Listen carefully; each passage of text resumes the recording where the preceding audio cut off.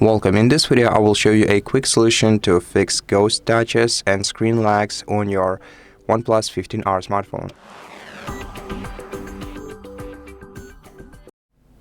This solution is basically refreshing the frequency of your device's display, and you can quickly do that by entering settings on your device, go into display and brightness, and then in display and brightness go to screen refresh rate and switch it between the standard and then select high refresh rate once again.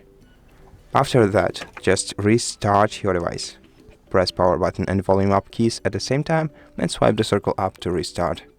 And this very commonly resolves screen lags and ghost touches on the smartphone.